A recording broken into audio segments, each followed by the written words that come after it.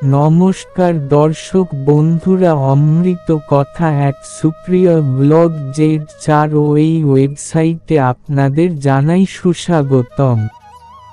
ভারতীয় দর্শন শাস্ত্র এবং বিভিন্ন দেবদেবীর পূজা অর্চনা এই ওয়েবসাইটের প্রধান বিষয়বস্তু। আজকে আপনাদের সঙ্গে যে বিষয়টি নিয়ে আলোচনা করব তা হলো ব্রহ্মা বিষ্ণু মহেশ্বরের উৎপত্তি কিভাবে হলো সেই সম্পর্কে। বন্ধুরা, অধিকাংশ মানুষের মনেই এই প্রশ্নটি জেগে ওঠে, ব্রহ্মা বিষ্ণু মহেশ্বর এর উৎপত্তি হলো কিভাবে?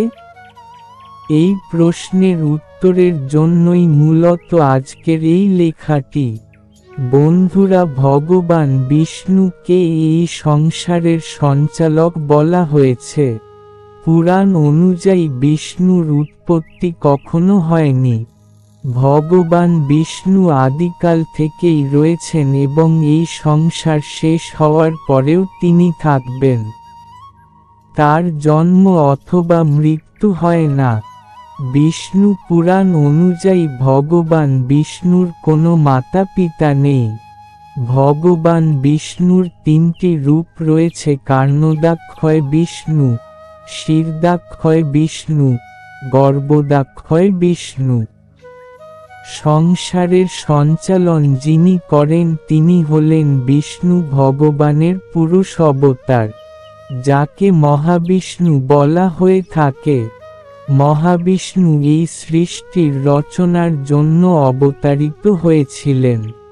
মহাবিষ্ণু হলেন গর্ভদাক্ষয় বিষ্ণুর রূপ, আর এই সৃষ্টির সঞ্চালন শিরদাক্ষয় বিষ্ণু দ্বারা করা হয়ে থাকে, যিনি ক্ষীর সাগরে বিরাজমান। বলা হয়ে থাকে মহাবিষ্ণুর রোম রূপ থেকে ব্রহ্মাণ্ড সৃষ্টি হয়েছে।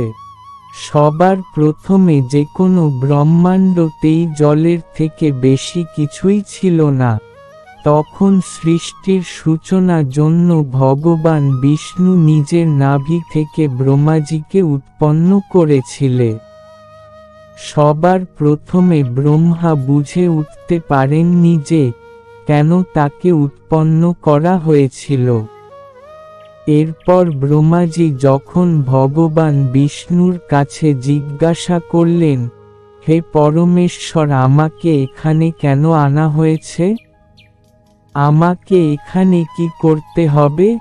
তখন তাকে ভগবান বিষ্ণু একটি শব্দ উত্তর দিলেন, তপ। শ্রীবিষ্ণুর আদেশ অনুসারে ব্রহ্মা তারপর অনেক অনেক বছর ধরে তপ অর্থাৎ তপস্যা করেন। এর ফলে ব্রহ্মাজির গর্ভদাক্ষয় বিষ্ণু দ্বারা জ্ঞানপ্রাপ্ত হয় যে তাকে এই সৃষ্টির রচনা কার্যভার সামলাতে হবে। আর তখনই ব্রহ্মা দ্বারা এই সংসারের রচনা করা হয়েছিল। এই সৃষ্টির রচনা পড়ে ব্রহ্মাজি তার নিজের 4টি মানসপুত্র, যাদেরকে 4 কুমার বলা হয়ে থাকে, তাদেরকে সৃষ্টির আদেশ দিলেন। কিন্তু 4 কুমার ভৌতিক জগতের সঙ্গে খুব ভালোভাবেই পরিচিত ছিলেন। ভৌতিক জগতের কার্যে কোনোরকম ভাবে যাতে তারা না ফাঁসে, এই কারণে তারা ব্রহ্মাজিকে না করে দেন। ব্রহ্মার এই জ্ঞান ছিল যে তার 4 পুত্র ভক্তি মার্গে খুবই উন্নতিতে রয়েছে, কিন্তু তা সত্ত্বেও তাদের না করার পর ব্রহ্মা নিজের ক্রোধ সামলে রাখতে পারেননি। তখন তার 2 বাহুর মধ্যে দিয়ে একটি বালক উৎপন্ন হল। এই বালকটি ব্রহ্মার ক্রোধের ফলে উৎপন্ন হয়েছিল। সেই বালকটি তারপর ব্রহ্মার কাছে জিজ্ঞাসা করল, হে সৃষ্টি রচয়িতা, কৃপা করে আমার নাম এবং পদ আমাকে বলুন। তখন ব্রহ্মাজি সেই বালকটির নাম দেন রুদ্র। বন্ধুরা, এই রুদ্র হলেন ভগবান শিবের রূপ, যাকে আমরা এই সংসারে পূজা করে থাকি। এই ঘটনার পরে ব্রহ্মাজি রুদ্রকে থাকার জায়গা বুঝিয়ে দিলেন।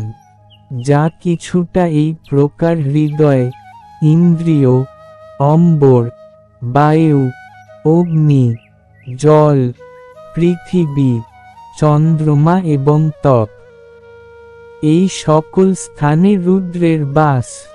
আর এইভাবেই ব্রহ্মা বিষ্ণু মহেশ্বর এর উৎপত্তি এবং তারা এই সৃষ্টিকে এইভাবেই পূর্ণ করেছেন। বন্ধুরা, আশা করি এই লেখাটি পড়ে আপনারা সমৃদ্ধ হয়েছেন। ভালো লাগলে আপনজনের উদ্দেশ্যে অবশ্যই শেয়ার করবেন। ভালো থাকুন, সুস্থ থাকুন। নমস্কার, ধন্যবাদ। ঈশ্বর আপনার মঙ্গল করুক। মোহনা রয় অ্যান্ড অমিত রয়। একটি মন্তব্য পোস্ট করুন। যদি আপনার কোনরূপ কোন প্রশ্ন থাকে কমেন্ট বক্সে অবশ্যই জানাবেন। পরবর্তী আপডেট পেতে সাবস্ক্রাইব করে রাখবেন এবং সকলের উদ্দেশ্যে শেয়ার করবেন।